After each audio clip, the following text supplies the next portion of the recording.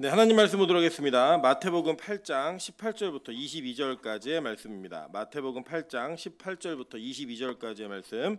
저와 여러분이 한 절씩 교독하고 마지막 절은 합독하도록 하겠습니다. 교독합니다. 예수께서 무리가 자기를 애워싸는 것을 보시고 건너편으로 가기를 명하시니라. 한 서기관이 나와 예수께 아뢰되 선생님이여 어디로 가시든지 저는 따르리이다. 예수께서 이르시되 여우도 굴이 있고 공중의 새도 거처가 있으되 인자는 머리 둘 곳이 없다 하시더라. 제자 중에 또 한 사람이 이르되 주여 내가 먼저 가서 내 아버지를 장사하게 허락하옵소서. 합독합니다. 예수께서 이르시되 죽은 자들이 그들의 죽은 자들을 장사하게 하고 너는 나를 따르라 하시니라. 아멘. 네, 우리 주변에 있는 분들에게 이렇게 한번 인사하도록 하겠습니다. 당신 옆에 있으면 힘이 납니다. 네, 앞뒤로도 인사하겠습니다. 당신 주변에 있으면 힘이 납니다. 네, 우리 빛가서공교회가 그런 교회 되었으면 좋겠습니다. 우리가 이 세상에서 놀고 즐기고 하는 것들도 우리가 필요는 하지만 일정 기간이 지나면 그것도 힘듭니다. 오늘 우리 민한 전사님이 일주일 만에 교회를 왔는데 오면서 얘기가 뭐냐면 너무 노니까 힘이 든대요. 그래서 이제는 예배드리고 싶어서 왔다고 얘기를 하는데 그런 은혜가 우리 교회 가운데 있었으면 좋겠습니다. 매일 올 때마다 새 힘이 나고 또 지루하지 않고 지겹지 않은 그런 예배가 드려지는 교회 될 수 있도록 함께 노력해 주시기를 주님의 이름으로 축원합니다. 네, 오늘은 마태복음 8장 18절부터 22절까지의 말씀을 가지고 예수님의 거절이라는 제목으로 하나님 말씀 증거하도록 하겠습니다. 이 거절이라는 단어는 사실 누구에게 사용하든 그렇게 반가운 단어는 아닙니다. 무언가 거절을 당했다, 그 거절을 했다 하는 것도 불편하고 거절을 당한 것도 불편하고 불쾌한 게 사실이라는 거예요. 우리가 때로는 어떤 요청을 받았을 때 그 요청에 대한 것들을 거절할 때에도 마음의 불편함이 반드시 생깁니다. 그래서 이 거절이라는 단어는 이렇게 존경하는 사람이나 때로는 뭐 어떤 좋은 분위기에 있는 사람에게는 잘 사용하지 않는 단어일 수도 있습니다. 오늘 본문에 보면은 이 본문에서 예수님께서는 거절을 2번 하시는데 이 2번의 거절이 어떤 의미인지 우리는 이 본문을 통한 내용들을 살펴보면서 본문 속에서 말하고 있는 거절 속에 우리가 어떤 대상인가를 다시 한번 살펴보고 또 우리 각자를 점검하는 시간을 갖도록 하겠습니다.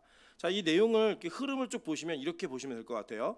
예수님께서 산상수훈, 즉 산에 올라가서 가르치실 때 많은 무리가 모였습니다. 그 중에 예수님의 제자들이 가까이 나와왔고 그 제자들을 향한 복음을 선포하실 때에 구약에 선포되었던 십계명과 대칭이 되어지고 그것에 대한 완벽함이 해결되어지는 이 복음 선포가 이 변화산에서 있었습니다. 그리고 예수님이 그 산에서 가르치신 이후에 내려오시면서 병자를 고치시는 장면이 3번에 걸쳐서 나옵니다. 첫 번째 누구 고쳤죠? 나병 환자를 고쳤죠. 물론 이제 순서는 제가 설명을 드렸지만 원래 장모를 고친 게 제일 먼저예요. 베드로 장모를. 그러나 마태는 특별한 목적을 가지고 이렇게 얘기를 했어요. 그래서 이 마태복음에 의하면 예수님 내려오시면서 나병 환자를 고치셨고 그다음에 누굴 고쳤죠? 백부장의 하인을 고치셨습니다. 그리고 베드로의 장모와 많은 병자와 귀신 들린 사람들을 고쳤다라는 거예요. 그리고 오늘 본문이 이어져 있는 거예요. 자, 그러니까 예수님께서는 산에서 복음을 선포하시면서 내가 모세와 같은 선지자이고 내가 메시아다라는 것을 이미 선포하신 거예요. 그죠? 예언하시면서 그 성취되어진 복음을 갖고 내려오면서 내가 메시아임을 증명하는 그 병고침의 사역을 이 땅에서 아주 필요한 사람들에게 제한적으로 하신 거예요. 이 사역을 하신 이후에 많은 사람들이 그 병이 낫고 연약한 것을 고치시는 것을 보고 많은 사람이 몰려든 겁니다. 그러니까 이게 무슨 얘기냐면 이제 예수님께서 드디어 이스라엘 공동체 안에 굉장히 인기 있는 스타 강사로서의 면모를 다지기 시작한 거예요. 여러분 가끔 보시면 어떤 운동선수나 세상에서 연예인이나 인기를 얻는 사람들은 특별한 계기가 있습니다. 어떤 특별한 작품을 한다든지 어떤 특별한 경기에서 굉장히 아주 좋은 성과를 거둔다든지 어떤 분명하게 집중되어지는 그런 게 있는 거예요. 예를 들면 무명의 가수가 어느 날 좋은 곡을 하나 만나가지고 그 곡을 딱 했더니 막 갑자기 인기를 얻는다든지 이런 분위기가 있잖아요. 그런 분위기로 따지면 예수님과 예수님의 제자들은 거의 무명에 가까웠던 사람들이에요. 이 무명에 가까웠던 사람들이 세상에 집중을 받기 시작하고 예수를 따르는 무리가 점점점 많아지기 시작했다라고 성경은 얘기하는 거예요. 제가 지난번에 우리 동아영자가 좀 흥미로운 얘기를 해줬는데 음악인들은 자기가 어디서 노래를 하든 50명 정도가 모여서 매번 자기의 곡을 들어주면 성공한 음악인으로 그냥 자기들끼리 얘기하는 기준이 있대요. 내가 노래를 할 때 적어도 어디서 노래를 해도 50명 이상이 모였다. 그러면 이건 성공한 거다. 이 사람은 이런 기준이 있다는 거예요. 그런 기준으로 따지면 예수님은요 대성공을 거둔 겁니다. 그죠? 그 당시에 막 예수님을 따르는 무리가 에워싸가지고 어떻게 할 줄 모르니까. 근데 그때 여러분 예수님께서 하신 행동이 뭔지 아세요? 예수님이 이렇게 얘기하세요. 18절 보니까 예수께서 무리가 자기를 에워싸는 것을 보시고 건너편으로 가기를 명하시니라 라고 얘기합니다. 자, 제가 지도 하나를 실어드렸는데 여기 보시면 잘은 안 보이시지만 12번이라고 써있는 지도가 보이시죠? 자리가 거기서 이제 2시 방향으로 쭉 올라가시면 거기에 거라사라고 하는 지역이 있습니다. 보이세요?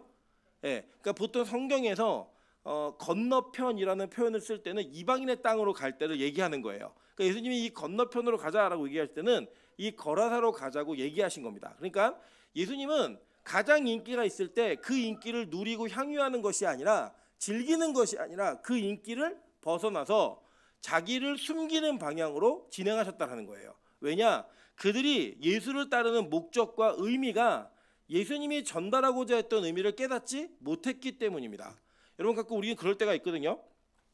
나는 별로 좋은 사람이라고 생각하지 않는데 주변에서 나를 굉장히 좋은 사람으로 여겨줄 때가 있어요. 그리고 여러분 그게 좋기도 하지만 계속 그런 사람들이 늘어나면 어떤 문제가 생길까요?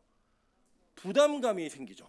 예전에 저희 같이 사역하는 사역자들이 한 12명이 있었는데 그중에 한 분이 굉장히 인격적인 분이에요. 되게 말도 천천히 하시고 이렇게 나긋나긋하시고 사람들과 대화할 때 사람 편안하게 하는 그런 은사가 있었어요. 근데 저희 교육자 수련을 갔다가 어떤 음식점하고 문제가 생긴 거예요. 그래서 이 음식점 아주머니가 굉장히 거칠고 굉장히 저돌적으로 이 교육자들한테 막 저희 공동체에게 막 항의하는 이런 일이 벌어졌어요. 그래서 저희가 막 항의를 해갖고 처음에 수석 부목사님 전화 받았다가 막 아줌마랑 계속 싸우니까 그걸 전화기를 뺏어갖고 부목사님이 갖고 계시다가 그걸 또 전화기 뺏어갖고 제가 갖고 있다가 제가 싸우니까 그 전도사님이 가져가신 거예요. 그때 전도사님이셨으니까 가져가셨는데 이 전도사님이 그 아주머니하고 1시간을 통화한 거예요. 1시간을. 저쪽은 막 욕을 하고 막 계속 막 항의를 하고 이분은 계속 자기가 이제 잘 설명을 하고 또 반복적으로 설명하고 하니까 제가 주변에서 진짜 호인이야. 어떻게 저런 전화를 저렇게 받지? 계속 얘기했어요. 이 전화를 1시간 반 만에 끊고 나더니 뭐라고 얘기하냐면 정말 자기도 화를 내고 싶었는데 주변에 자꾸 나보고 호인이라고 얘기하니까 화를 못 내겠더라는 거예요. 그리고 너무 힘들었다고 다음부터 자기한테 그런 얘기 하지 말라고 이런 얘기를 한 거 제가 들었습니다. 그러니까 우리가 무언가 내가 내 기준에 맞지 않는 내 실력이나 내 원래 모습보다 더 좋은 평가를 받게 되면 우리는 그게 처음에는 기분 좋을 수 있는데 그게 점점점 사람들의 기대감으로 다가오면 우리는 그게 불편해질 수밖에 없다라는 거예요. 물론 예수님은 충분히 그렇게 많은 이들에게 존경받고 많은 이들이 따를 만한 그런 분이십니다. 왜냐? 하나님이시기 때문에. 그럼에도 불구하고 예수님께서는 자기를 오해하고 따라오는 사람들에게 그들이 원하는 인기와 그들이 원하는 것들을 채워주며 예수님이 가지고 있는 영향력 자체를 확보하려고 노력하지 않았다라는 거예요. 이게 굉장히 중요한 사실입니다. 뭐가 있냐면요. 교회는 우리가 세상에서 교회에게 기대하는 것이 있거든요. 기대하는 것이 있어요. 있는데 그 기대가 성경적이지 않은 기대라고 한다면 우리는 세상을 실망시켜야만 합니다. 무슨 말인지 이해되시죠? 우리 세상이 교회를 향해 기대하는 것들이 있다고요. 막 기대하는 게 있는데 그 기대하는 내용이 성경적이지 않잖아요. 그럼 우리는 과감하게 세상을 실망시켜야 돼요. 왜냐하면 그것은 교회의 목적이 아니기 때문입니다. 반면에 만약에 교회에게 기대하는 것이 성경적이라면 우리는 최선을 다해 그것을 이루어내야만 합니다. 그게 교회 공동체가 가지고 있는 목적이에요. 세상이 원하는 대로 끌려가는 것이 아니라 우리는 하나님의 말씀이 원하는 대로 가는데 그 말씀이 원하는 대로 가는 방향 속에서 세상 사람들이 원하지 않는 기대가 있고 원하는 기대가 있다고요. 근데 그 기대가 하나님이 원하시는 방향과 맞으면 우리는 그걸 해야 돼요. 그런데 안 맞으면 그거를 철저하게 거절할 수 있어야 된다는 겁니다.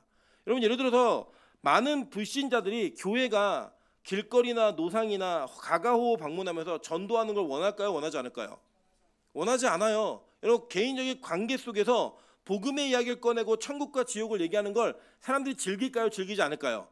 즐기지 않는다고요. 즐기지 않기 때문에 우리가 그들의 요구를 맞춰줄 수는 없다라는 겁니다. 그런데 예수님께서는 그들의 요구가 맞지 않으니까 자신을 숨기시는 자신이 그 인기의 가장 높은 자리에서 내려오시는 일들을 서슴없이 고민하지 않고 과감하게 결단하셨다는 거예요. 보시면 뭐라고 얘기하냐면 건너편으로 가기를 청했다는 게 아니고 명하셨다라고 얘기해요. 명령하신 거예요. 야 무조건 건너가 얘기하신 거예요. 이게 왜 가능한가? 빌립보서 2장 5절부터 8절입니다. 너희 안에 이 마음을 품으라. 곧 그리스도 예수의 마음이니 그는 근본 하나님의 본체시나 하나님과 동등됨을 취할 것으로 여기지 아니하시고 오히려 자기를 비워 종의 형체를 가지사 사람들과 같이 되셨고 사람의 모양으로 나타나사 자기를 낮추시고 죽기까지 복종하셨으니 곧 십자가의 죽으심이라라고 얘기해요. 여러분 이 십자가의 죽으심이 철저한 예수님의 마음에서부터 나온 겸손과 예수님의 선택이었다라고 성경은 분명히 얘기하고 있는 거예요. 여러분 원래 예수님은 삼위일체 트리니티가 이 동등하신 하나님입니다. 성부가 성자보다 높고 이런 거 아니에요. 그냥 그 안에 관계성만 설정돼 있을 뿐이지 이 성부, 성자, 성령 삼위는 한 하나님이십니다. 그래서 어떤 분이 더 높고 낮은 게 아니에요. 신끼리 어떤 격차가 있고 그 삼신의 개념도 아니에요. 이분은 하나의 하나님이신데 그 하나님께서 스스로 인간이 되셔서 이 땅에 내려오셨다는 거예요. 그래서 그 십자가의 고난과 고통을 자처하여 받으셨고 그 자처하여 받으신 예수의 마음을 우리 보고 품으라고 얘기하는 거예요. 여러분 그래서 교회는요 나보다 남이 더 좋은 사람, 나은 사람이라고 하는 것을 인정하고 고백하는 일을 우리는 망설이지 않고 해야 합니다. 그러니까 원래 낫기 때문에 하는 게 아니고요. 나보다 비록 눈에 보이는 내 판단으로는 그 사람이 나보다 대단한 게 없다 할지라도 우리 자신을 낮춤으로 인하여 상대방을 높여주는 일들이 교회 안에 그리스도 안에 마음이라는 거예요. 오늘 아침에도 작은 논쟁이 하나 있었습니다. 저희 지금 신디가 하나 비를 맞았고 고장이 났거든요. 고장이 나갖고 이제 연주를 해야 되는데 누가 반주를 할 것인가. 저희 지금 현재 반주자가 우리 김민정 간사, 서근영 사모, 그리고 정명도 집사가 있어요. 누가 해야 될 것인가 또 있는지 모르겠지만 이 세 분이 지금 봉사하고 있으니까 이 누가 해야 되는가 이제 논쟁이 붙었는데 이제 김민정 간사는 너무 명수 집사만 시키는 게 자기 미안해서 자기가 해야겠다는 거예요. 그래서 제가 그랬어요. 하지 말라고. 명수 집사가 훨씬 잘하니까 하지 마 이렇게 얘기했어요. 그랬더니 이제 의견이 어떻게 모아졌냐면 명수 집사가 할 때는 혼자만 해도 풍성한 이 찬양의 이 반주가 된다는 거예요. 나머지 두 사람은 뭔가 빈 느낌이 있어요. 찬양을 해도 뭔가 빈 것 같은. 여러분 그거는 너무 당연한 거죠. 왜 그렇죠? 명수 집사는 이거 전문가잖아요. 두 사람은 전문가는 아니란 말이에요. 그쪽 영역이 음악은 하지만 그러니까 자기보다 훨씬 실력이 좋기 때문에 내가 저 사람보다 못해라고 얘기하는 건 누구나 다 아는 거예요. 세상 사람들도. 교회는 누가 하는 거냐면 교회는 어떻게 하는 거냐면 그렇지 않다 하더라도 상대방을 나보다 높이 여기면서 내가 그를 섬기는 마음을 갖는 것 그게 교회 공동체의 이상한 특징이라고 성경은 얘기하는 겁니다. 볼까요? 마태복음 11장 29절입니다. 나는 마음이 온유하고 겸손하니 나의 멍에를 메고 내게 배우라. 그리하면 너희 마음이 쉼을 얻으리니 라고 얘기했어요. 여러분 이게 겸손한 마음이 없잖아요. 그러면 항상 우리는 경쟁해야 합니다. 누군가를 이겨야만 하고요. 누구하고 경쟁을 통해서 항상 그 사람 위에 올라가야지만 마음이 편해요. 제가 산을 되게 싫어합니다. 왜 싫어하냐면 저는 산을 잘 타는데 싫어합니다. 저 산 타면 진짜 잘 타요. 왜 잘 타냐면 저는 제 앞에 가는 사람을 보는 걸 너무 자존심 상해요. 그래서 저는 산을 올라가면 항상 경쟁을 합니다. 앞에 있는 사람보다 먼저 가야 된다라는 이 그 철저한 사명감과 경쟁감 때문에 이 산을 못 보고 올라가요. 산을 올라갔는데 산이 기억이 안 나요. 제가 이거 왜 언제 충격을 받았냐면 제가 고등학교 때 제 친구랑 둘이 수능 모의고사 보는 날은 수업 일수에 안 들어갑니다. 저희 땐 그랬어요. 그래서 그날 빠져도 개근과는 상관이 없어요. 결석이 안 돼요. 수업 일수가 아니에요. 모르셨죠? 저는 이런 정보를 가지고 그날 이게 빠지는 일을 했습니다. 그리고 제 친구하고 둘이 야 우리 설악산 대청모에 올라가자. 공부가 안 되니 거기 가서 한번 마음을 비우고자. 이러고 둘이 올라갔어요. 올라갔는데 쭉 올라갔는데 제가 좀 충격 하나 받은 건 뭐냐면 거기 올라갈 때 여러분 그때 당시에 대청봉에 올라가면 라면을 파는데요. 컵라면 하나에 5,000원입니다. 네, 5,000원인데 왜 그러냐면 이게 물동이를 이게 지고요. 올라오세요. 사람 뜨거운 물을 갖고. 거기서 라면을 파니까 라면 그때 뭐 800원, 500원 할 때 5,000원에 받았어요. 저희가 공부가 안 돼하고 간 두 사람이 그 꼭대기에 올라가가지고 야 우리도 라면 팔까 이런 고민하고 돌아갔던 기억이 있습니다. 근데 제가 올라갔다 내려오면서 뭘 충격을 받았냐면 올라갈 때 너무 경쟁적으로 올라가니까요. 제가 올라갔는데 기억이 안 나요. 산을 본 기억이 없어요. 여러분 우리가 그렇게 살 수 있다는 거예요. 이 세상을 살아가면서 하나님이 이 세상을 창조하시고 우리 모두가 그 창조 세계 안에서 서로 섬기고 사랑하고 서로 돌보며 살아가라고 이 공동체를 만드셨는데 너무 각박하게 경쟁적으로 살다 보니까 주변을 보지 못하는 제한된 시각, 마치 경주마처럼 항상 이 경주마 아시죠? 딴 거 못 보게 앞만 보고 달리게 하는, 이것만 보고 달리게 만들어 놓은 그 현실 때문에 우리 각자의 현실 속에 남을 돌아보고 남을 섬기고 남을 향한 겸손한 마음을 품어내고 이런 일들을 하기가 너무 힘들어졌다라는 거예요. 여러분, 한국 사회가 참 안타깝습니다. 이게 너무 인구도 지금은 줄어들고 있지만 일자리보다 인구가 너무 많았고 또 많은 급속도로 경제가 발전하면서 먼저 정보를 선취하고 먼저 어떤 자리에 먼저 들어가면 거기 누릴 수 있는 게 너무 많았어요. 그래가지고 경쟁하는 그 경쟁이 너무 익숙해졌습니다. 그래서 맨날 시험 봐갖고 줄 세우고 시험을 통해서 사람들의 가치를 평가하고 이런 일들을 하다 보니까 거기에 종속되어서 살 수밖에 없는 이런 일들이 벌어진 거예요. 여러분 보시면 요 근래에 많은 기득권자, 그 기득권자들이 이 세상의 권력과 권세가 주어졌을 때 그것을 자기에게 유익이 되는 방향으로 사용하는 거 보면서 답답하지 않으십니까? 근데 여러분 그 사람들을 다 돌아보면 중고등학교 때 다 1등하던 사람들이에요. 중고등학교 때 다 1등해라, 1등해서 최고가 되어라 라고 주입을 받았고 그 주입 속에 경쟁에서 승리한 사람들이 그 일을 하고 있더라는 거예요. 그래서 그렇게 된 강자들이 약자들을 수탈하고 약탈을 내는 일들을 너무 서슴없이 하고 그것을 당연하게 여기는 이 세상이 여러분 기독교인에게는 안 맞아야 되는 거예요. 우리에게는 그걸 거절할 수 있는 힘이 있어야 된다고요. 예수의 마음을 품으면. 저는 저희 아이들 둘을 키우고 있지만 이 아이들 둘이 1등하기를 원치 않습니다. 그러나 이 아이들이 남을 생각하고 예의 바른 아이로 크는 것을 저는 너무 원하고 하나님을 예배하는 아이로 크는 것을 저는 너무 원합니다. 여러분 살아보니까요. 그렇게 중고등학교 때 공부 잘했다는 사실이 인생을 행복하게 만들지 않더라고요. 오히려 그렇게 공부를 많이 했기 때문에 계속 공부를 해야만 하는 어려운 문제도 있고요. 그 자리를 유지하기 위해서는 끊임없이 노력해야만 하는 그러한 각박함도 있더라는 거예요. 저는 여러분 우리 마음에 겸손한 마음을 품으면 남이 잘할 때 박수 쳐줄 수 있고요. 남이 잘 될 때 축복해 줄 수 있어요. 근데 그게 안 되면 항상 경쟁하며 살아야 되는 거예요. 보이지 않는 적을 만들어내야 되고 보이지 않는 적들과 항상 경쟁해야 되는 그 처절함의 삶을 이어가야만 된다는 것입니다. 그럼 보세요. 요한복음 13장 14절부터 15절입니다. 내가 주와 또는 선생이 되어 너희 발을 씻었으니 너희도 서로 발을 씻어주는 것이 옳으니라. 그죠? 예수님이 발 씻겨줄 뿐이 아니잖아요. 우리를. 이건 노예간의 행동이라고요. 근데 주인이었고 선생 되었던 그 예수가 너희 발을 씻겼으니 너희도 서로 씻기라는 거예요. 그러니까 나보다 실력이 나은 사람, 괜찮은 사람을 인정해라가 아니에요. 기독교의 겸손은 뭐냐면 내가 그 사람보다 훨씬 나은 사람일 수 있는데 객관적 조건으로, 세상의 조건으로는. 그런데 그 자리에서 내가 높은데 널 위해 희생하는 거가 아니고 상대가 진짜 높은 사람으로 생각하면서 그를 섬기라고 얘기하는 겁니다. 기독교의 희생정신과 이 겸손한 마음은 이렇게 오는 거예요.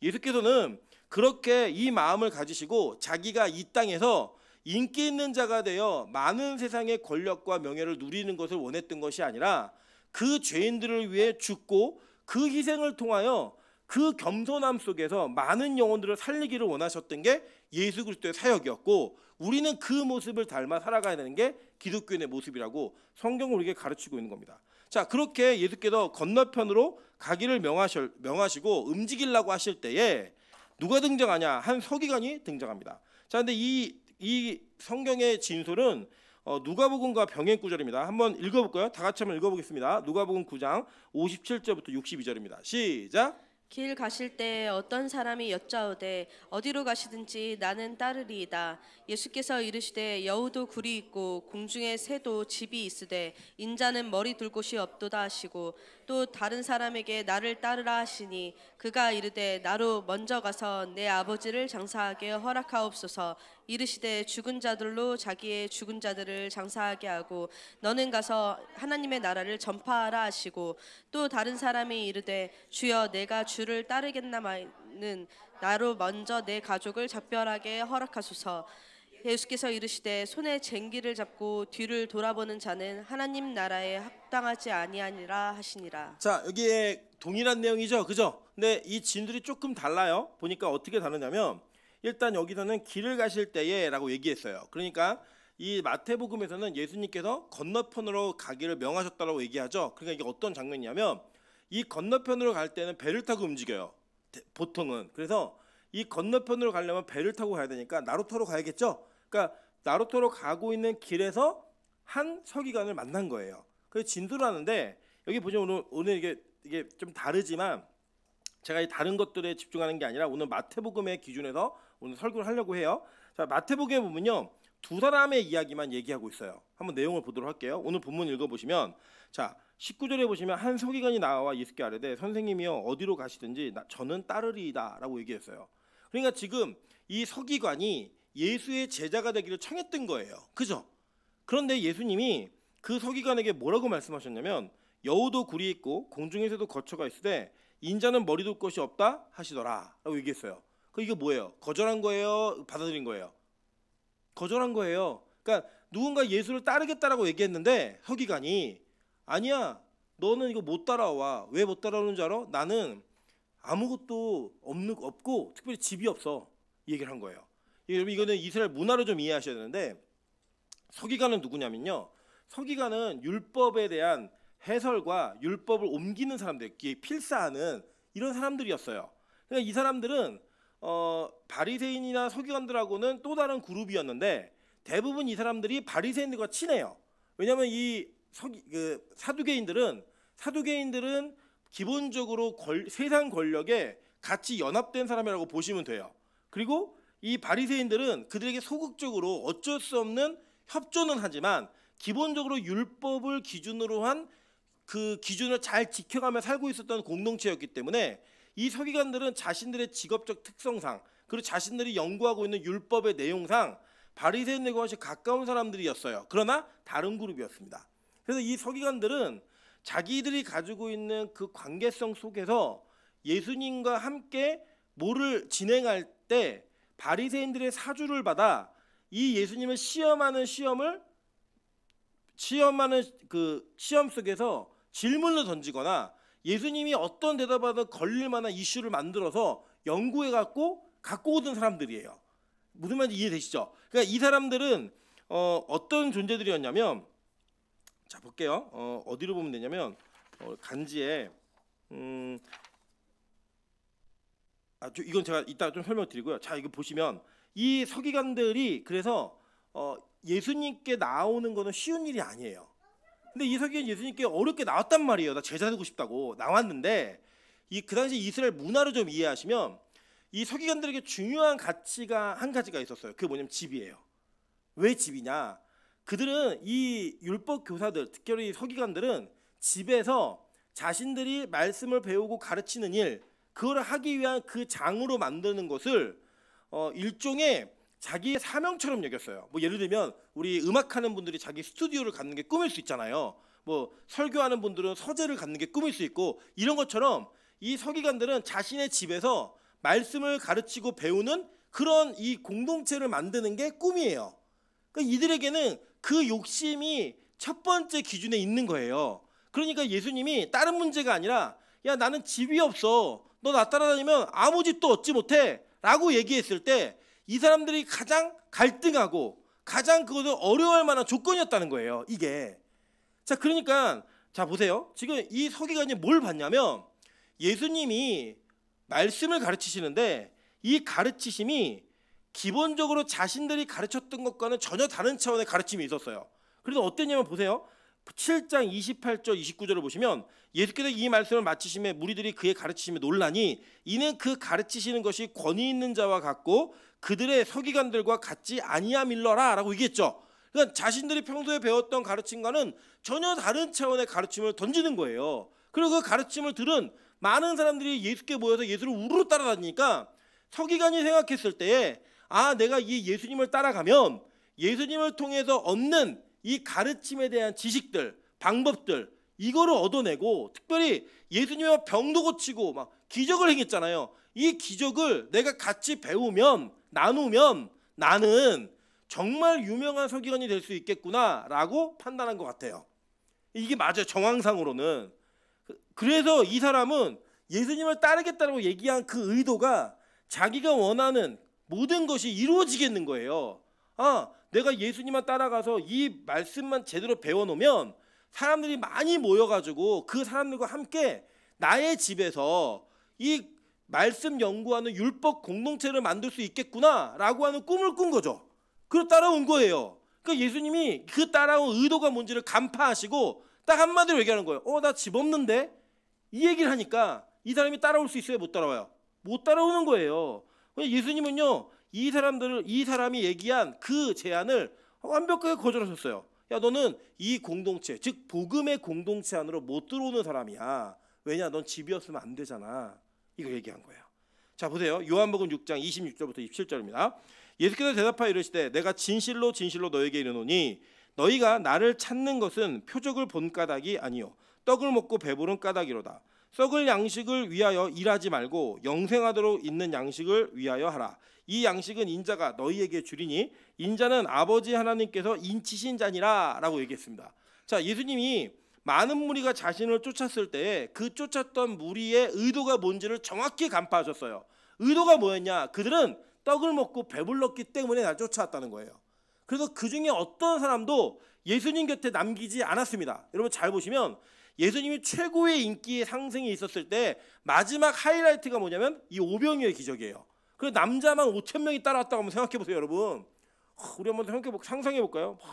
우리 뭐 명수 집사나 동화 형제나 우리 저희 아내가 공연을 딱 하는데 5천 명, 남자만 5천 명이 모여 있는 거예요. 재미없을까요? 우리 동화 형제는 남자만 5천 명이 뭐 있으면 재미없겠죠. 근데 여기에는 남자 숫자만이에요. 그 여자들까지 포함하면 몇 명이에요? 적어도 10,000명 이상은 되는 공동체가 예수님 설교 들으려고 모여 있는 거예요. 그런데 그 공동체에 떡을 줬어요. 그리고 이 인기가 얼마나 크겠어요? 어마어마하겠죠. 그죠? 그런 상태에서 예수님이 진짜 생명의 떡이 무엇인지를 얘기하시니까요. 그 사람들이 듣고 뭐라고 했는지 아세요? 이 말씀은 어렵도다라고 얘기했어요. 근데 그 어려움이 이해 못하겠어 이게 아니고 받아들이기 어렵다는 거예요. 뭔 말인지 제가 예를 들어서 여기서 박매숙 권사님한테 막 러시아어로 헬라어만 막 쓰면 얘기를 하면 너무 어려워요 못 알아듣겠어 이렇게 얘기할 수 있죠. 그죠? 근데 제가 예를 들어서 박매숙 권사님 저 15억만 빌려주세요 라고 얘기하면 어려워요 이렇게 얘기했죠. 무슨 어려움인지 이해되시죠? 그러니까 그들이 느낀 어려움은 다 알아들었는데 이거 못 따라가겠는데? 다 떠나요. 그래서 다 떠나고 누구만 남냐? 12명만 남는다고요. 그래서 예수님 물어보세요. 너희도 가려느냐? 이거 물어보니까 베드로가 뭐라고 얘기해요? 생명의 말씀, 영생의 말씀이 여기 있는데 우리가 어디 가겠습니까? 이 얘기를 하는 거예요. 그래서 예수님은요. 이 세상의 의도를 가지고 예수님이 원하지 않는 걸음을 따라오는 자들을 다 거절하시는 거예요. 넌 안 돼. 너는 따라올 수가 없어. 자, 보세요. 마태복음 7장 21절부터 23절 우리 배운 내용입니다. 나더러 주여 주여 하는 자마다 다 천국에 들어갈 것이 아니요 다만 하늘에 계신 내 아버지의 뜻대로 행하는 자라야 들어가리라. 심지어는 주님이라고 불렀고 그 예수님의 그 길을 따라서 기적도 행하고 선지자 노릇하고 큰 일을 행했는데 예수님이 모른다는 거예요. 너는 의도가 잘못됐어. 네 의를 세우기 위해서 너의 의를 가지고 일했기 때문에 넌 아니야. 그래서 거절하시는 사람들이 있다라는 거예요. 여러분 그래서 보시면 우리는 예수님을 따라가고 신앙생활하면서 그 신앙 자체가 여러분 자신의 개인의 영달이나 개인의 유익을 위해서 하고 있다면 여러분 그것은 예수님께서 여러분을 거절하실 명분이 된다라는 거예요. 디모데 전서 6장 5절에 이렇게 얘기합니다. 마음이 부패하여지고 진리를 잃어버려 경건을 이익의 방도로 생각하는 자들의 다툼이 일어나느니라 라고 얘기했어요. 경건이 자신에게 어떤 이익을 주는 하나의 수단이고 도구가 된다면 그것은 뭐래요? 다툼이 일어나고 마음이 부패한 자들이 하는 행동이라는 거예요. 그러니까 예를 들어 뭐 기도를 열심히 해서 기도를 2시간 3시간 하는데 그 기도를 함으로 인해 내가 교회 안에서 특별한 영향력을 가지고 싶다. 예배를 열심히 참여하는데 그 참여를 통해 내가 무언가 나의 유익을 누리고자 하는 그 의도가 있으면 그는 이미 마음이 부패한 거고 진리를 잃어버린 거라고 얘기하는 겁니다. 여러분 그래서 예수님께서는 뭐 과감하게 이 서기관의 제안을 그냥 거절하신 거예요. 나 집 없어. 그럼 뭐 너 집이 중요하잖아. 집 없으면 못 따라와. 이 얘기하니까요. 그 뒤에 이 서기관이 저는 집 없어도 괜찮습니다. 얘기 안 해요. 간파당한 거예요, 자기를. 아, 내가 그런 의도가 있었구나. 제가 재밌는 에피소드가 하나 있는데, 제가 예전에 사역하던 교회에서, 저는 이제 그때 총각이었는데, 저희 부목사님의 사모님이 굉장히 예쁜 미인이었고 동안이셨어요. 그래가지고 청년부를 하시는데, 청년부에 새신자가 왔는데 그 사모님을 보고 반한 거예요, 어떤 청년이. 그 교회 열심히 나오다가 이분이 사모님인 걸 나중에 알게 된 거예요. 그리고 교회 안 나오기 시작했어요. 예. 이유가 뭐냐면 이 형제는 교회 나온 목적이 예쁜 여자랑 어떻게 하면 잘해볼까 이거였다고요. 그래서 나오다가 그분이 목사님 사모님이라는 걸 알고 나서 충격받고 교회를 안 나오기 시작한 거예요. 여러분, 이게 뭐예요? 교회를 다니는 그 의도와 목적이 잘못된 방향성이 있었을 때에 진짜 복음과는 거리가 먼 그 방향성이 있다면 그것이 거절되는 순간 우리 모두는 다 돌아설 가능성이 있다라는 거예요. 여러분, 물론 교회는 예수를 믿고 교회에 오는 사람보다 교회를 다니다가 예수 믿는 사람이 훨씬 더 많습니다. 여기 대부분의 분들이 다 그렇게 예수 믿으셨어요. 그냥 나 예수 안 믿었는데 교회를 다니다 보니까 그 예수님이 내 안에 들어오신 거지, 처음부터 예수님 믿고 오신 분들은 몇 안 됩니다. 제가 통계를 봐도요, 전체 그리스도인 중에 제 경험으로는 5%도 안 되는 것 같아요. 예수 믿고 교회 오신 분들은. 나머지 모든 분들이 다 교회 왔는데 목적이 뭐였냐? 우리 어르신들 같은 경우는 교회 가면 먹을 걸 줬어요. 옛날에는 너무 먹을 게 없었는데, 저희 때는 집에서는 놀 게 별로 없었는데 교회 가면 놀 게 너무 많았어요.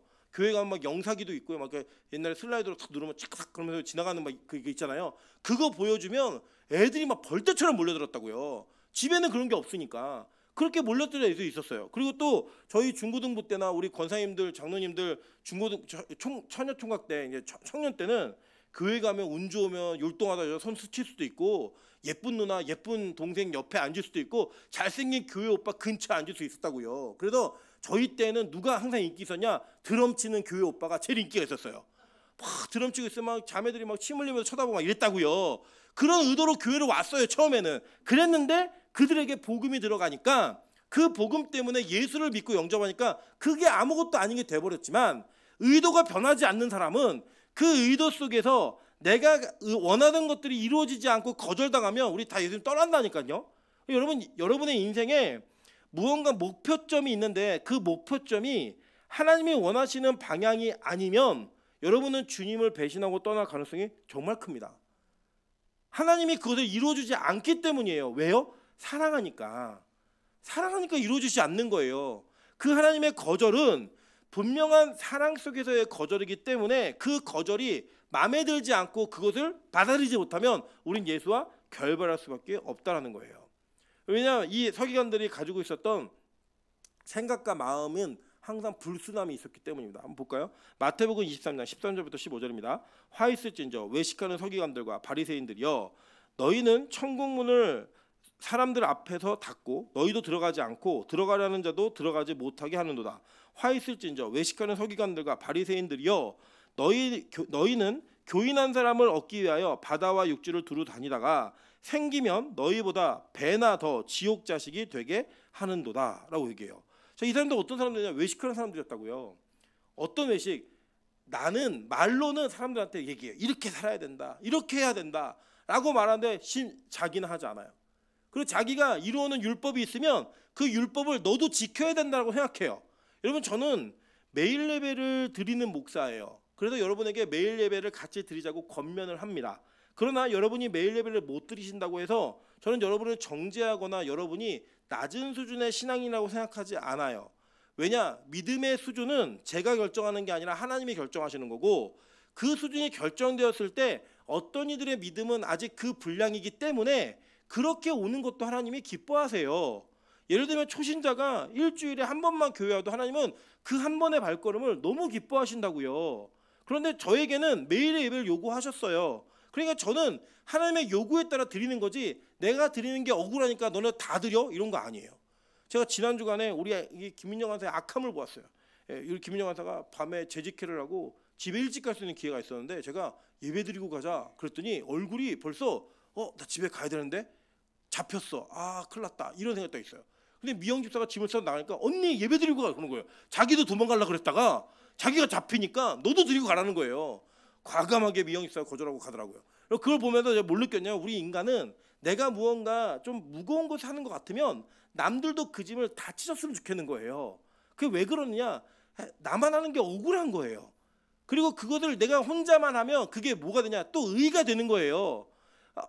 너는 안 했지? 그냥 난 했어. 의가 되는 거예요, 그게. 여러분, 그거는 옳지 않은 모습입니다. 근데 누가 그랬냐? 바리새인들과 서기관들이 이 일을 했다는 거예요. 정해놓고 나만 지키기 싫으니까 너도 지켜. 그리고 내가 한 거는 너도 해야 돼. 너 못해? 그거밖에 안 되는 인간들. 그게 뭐예요? 외식하는. 그래서 이들은 그 외식이 습관이에요. 그리고 그 외식을 해야지만 좋은 서기관이고 좋은 바리새인인 거예요. 이게 누구 모습 같아요? 한국 교회 모습 그대로인 거 아니에요? 내가 이런 거잖아요. 예를 들어서 나는 술을 안 마시는 권사인데 술을 마시는 권사를 발견한 거예요. 지나가다가 호프집에서 술 마시고 있는 교회 권사를 만났어요. 그럼 여러분 어떤 마음이 드시겠어요? 일부러 가서 인사하겠죠. 어머, 박매숙 권사 왜 술이야? 맥주 좋아했어?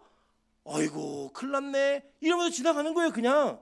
이유는 뭐야? 나는 안 마시는데 너 마시지?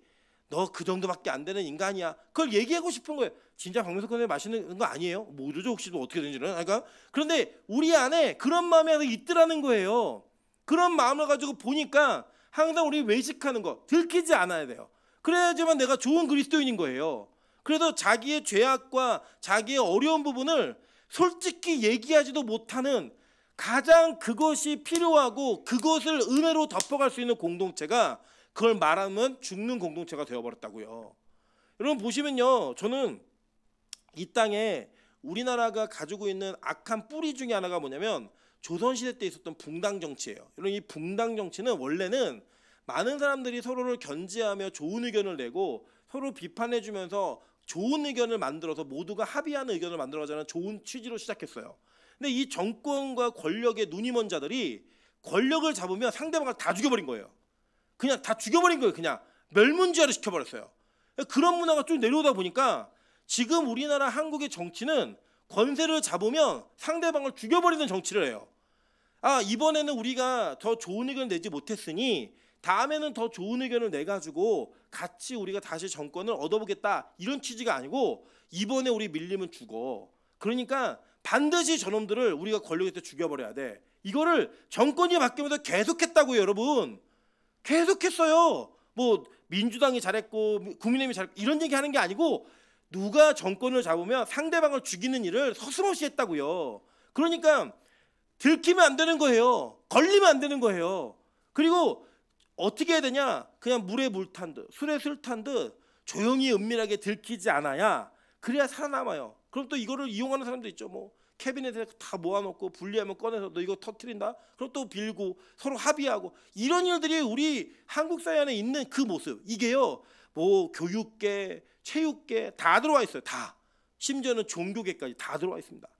여러분 이거요 이제 끝내야 되는 문화예요. 여러분 한국 교회는요 적어도 이 문화 속에서 다름을 이야기할 수 있어야 돼요. 뭐냐? 교회는 목사가, 장로가, 권사가 죄를 고백했을 때 그 죄인을 용서하고 품을 수 있는 교회여야 돼요. 우리가 우리의 약점을 선포하고 공개적으로 이야기해도 그것이 그에게 흠이 되거나 주운 글씨로 낙인이 되지 않는 그런 공동체가 되어야만 한다고요. 그게 교회 본질이에요. 본질인데 그걸 못하는 거예요. 누가요? 서기관들이. 예수님 안 받는 거예요. 이 인간들이 그런 인간들이니까. 보세요. 마가복음 2장 15절부터 17절입니다. 그의 집에 앉아 잡수실 때에 많은 세리와 죄인들이 예수와 그의 제자들과 함께 앉았으니 그의 집이 누구냐면 마태의 집이에요. 세리 마태.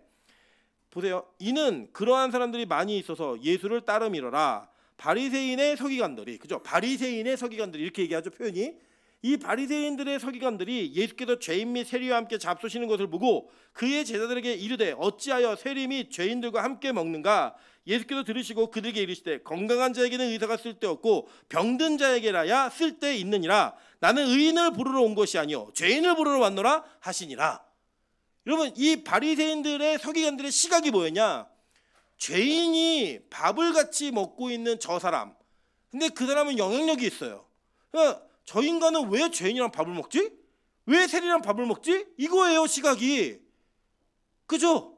여러분 한번 생각해 보세요. 우리 교회 안에 진짜로 범죄자들 전과가 있는 사람들이 들어오든지 아니면 정말 뭐 창녀 출신들이 들어오든지 교회 안에 들어오면 여러분 그들과 온전하게 교제할 수 있으시겠어요? 어쩌면 우리가 보이지 않게 우리 아이들한테 야 저기 저 사람한테 가까이 가지 마.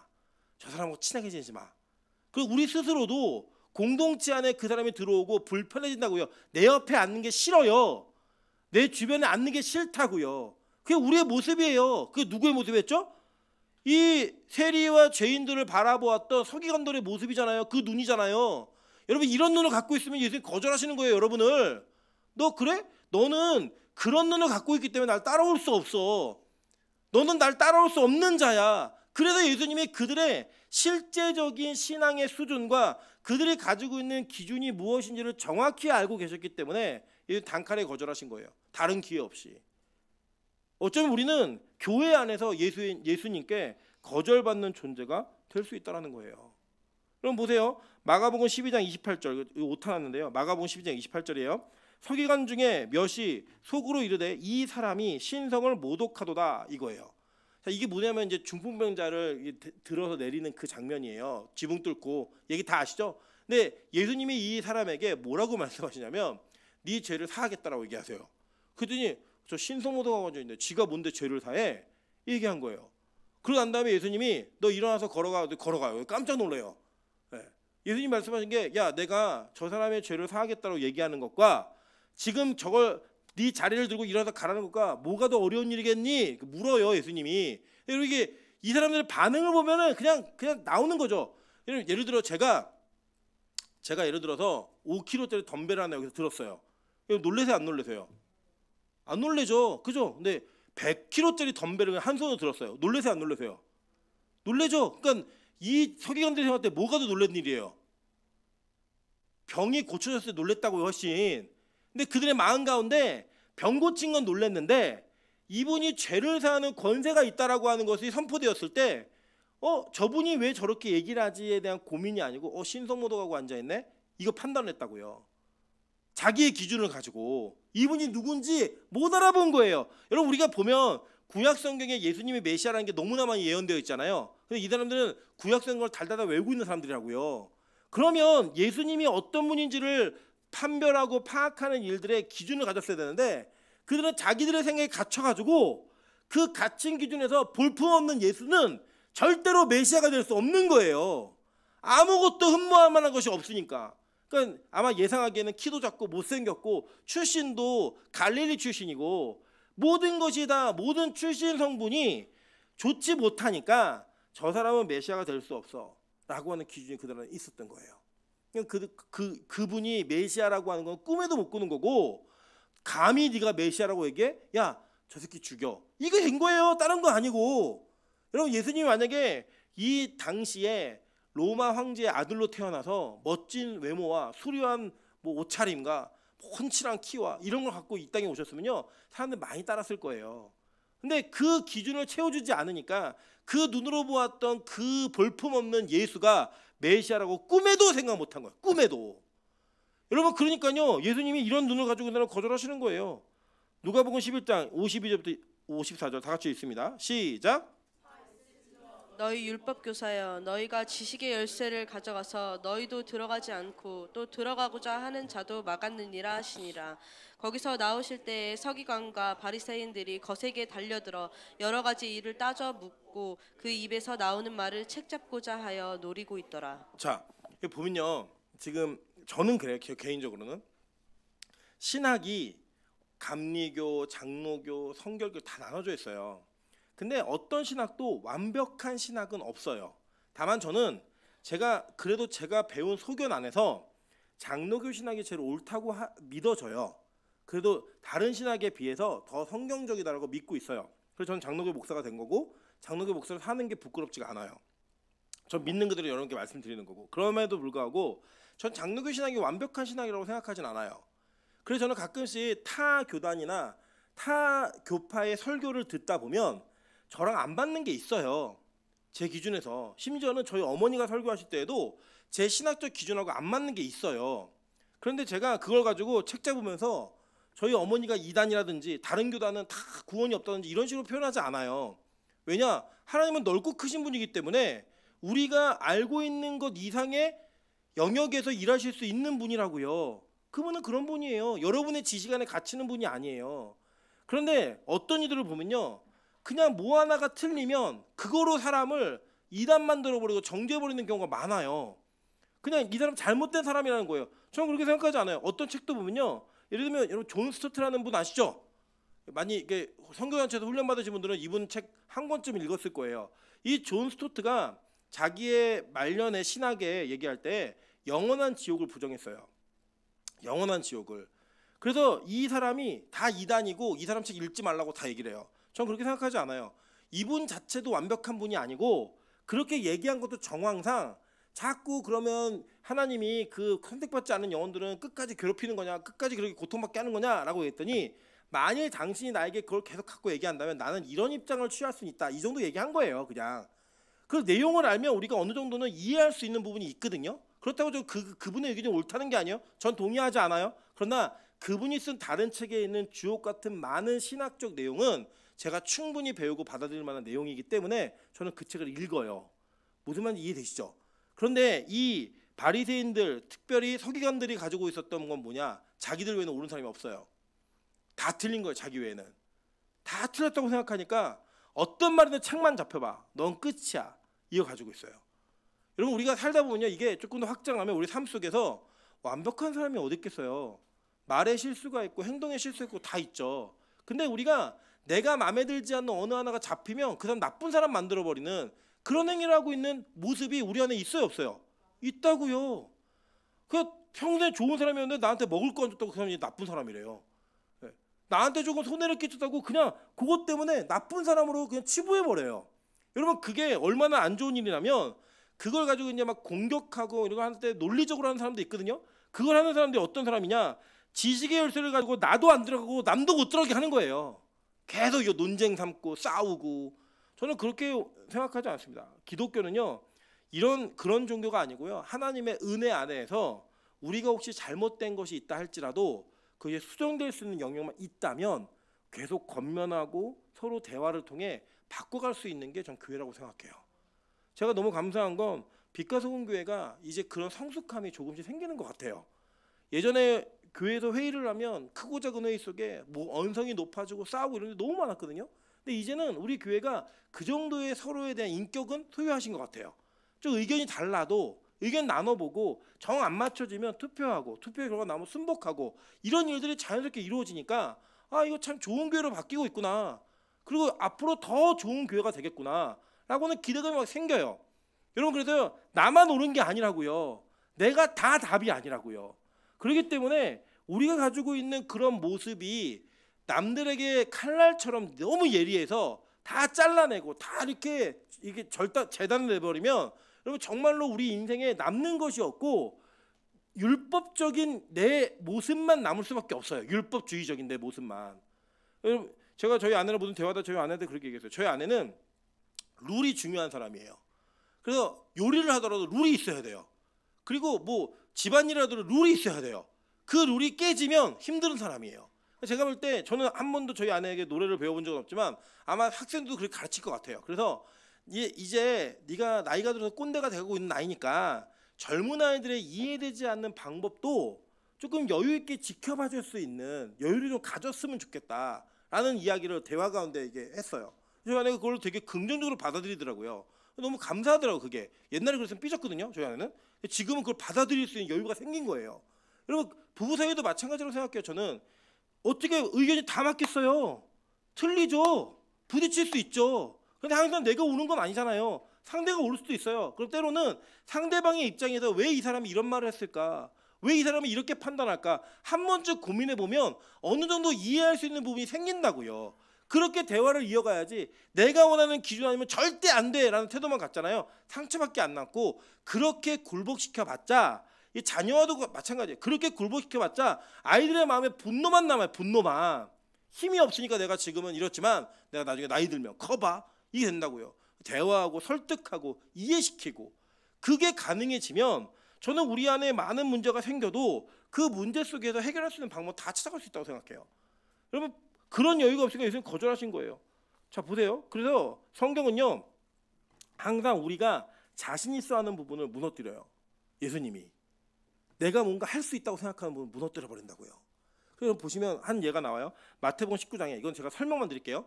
젊은 청년이 있었는데 부자예요. 관리였고 이 청년이 예수께 나와서 묻습니다. 어떻게 내가 선한 일을 해야 영생 얻을 수 있어요? 물어요. 예수님이 그랬더니 율법 지키래요. 계명을 지키래요. 그랬더니 얘가 뭐라고 얘기하냐면 내가 계명을 다 지켰습니다 라고 얘기해요. 그리고 이 성경을 종합해서 보시면 예수님이 이 청년을 사랑하사 뭐라고 계시냐면 너 한 가지 부족한 게 있는데 네 재산을 팔아 가난한 자에게 나눠주고 나 따라와 라고 얘기했더니 이 사람이요 심히 근심하며 떠나가요. 이 사람 자신 있었어요. 나 율법 다 지켰는데. 그런데 예수님이 너 한 가지 부족한 게 있는데 네가 정말 그렇게 자신 있으면 네가 정말 자신 있다고 얘기할 그 정도의 모습이라면 모든 재산 팔아서 가난한 자에게 나눠주고 나 따라오라니까 못 따라가요. 예수님은요 항상 이랬어요. 뭐냐? 이 사람이 어떤 자신감이 있을 때 그 자신감이 있는 모습에 그 사람이 실제로 자신감이 없다라고 그 영역에 뭐 이루지 못하고 있는 것을 폭로시켜 버렸다고요. 누가 그랬냐? 베드로가 그랬잖아요. 베드로가 마태복음 26장 33절 보시면 뭐 얘기 나오냐면 베드로가 대답하여 이르되 모두 주를 버릴지라도 나는 결코 버리지 않겠나이다. 예수께서 이르시되 내가 진실로 내게 이르노니 오늘 밤 다 굴기 전에 내가 3번 나를 부인하리라. 베드로가 이르되 내가 주와 함께 죽을지언정 주를 부인하지 않겠나이다 하고 모든 제자도 그와 같이 말하니라. 그래 이렇게 얘기했죠. 근데 어떻게 했어요? 그가 저주하며 맹세하며 이르되 나는 그 사람을 알지 못하노라니 곧 닭이 울더라. 이에 베드로가 예수의 말씀에 닭 울기 전에 내가 3번 나를 부인하리라 하심이 생각나서 밖에 나가서 심히 통곡하니라. 내가 가장 자신 있어 하는 부분을 성경은 박살내요. 왜 그래? 왜 그런지 아세요? 그래야 죄인임을 인정하기 때문이에요. 여러분 인간이 어떤 존재냐면요 다 못해도요 어느 하나를 내가 딱 잘하고 있잖아요. 그러면 그것 때문에 내가 괜찮은 사람이라고 우리 스스로 여겨요. 그게 여러분 안에 다 있다고요. 여러분 안에 어떤 영역이든 다르지만 종류는 다르지만 다 있어요. 난 평생 그래도 이거 하나 성실했는데 나 이것만큼 철저한데 이건 잘 지키는데 하나님이 여러분을 만나시려면요 그걸 박살내 버린다고요. 깨뜨려 버려요. 그때 예수를 따라갈 수 있는 사람은 제자가 될 수 있는 거고요. 예수님 따라갈 수 없는 사람은 여러분 거절당하는 거예요. 여러분 앞에 그게 다 있다니까요. 그래서 여러분이 가지고 있는 환경 속에서 예수님이 가장 할 수 없는 걸 요구하실 때가 있어요. 제일 싫은 걸 요구하실 때가 있다고요. 왜요?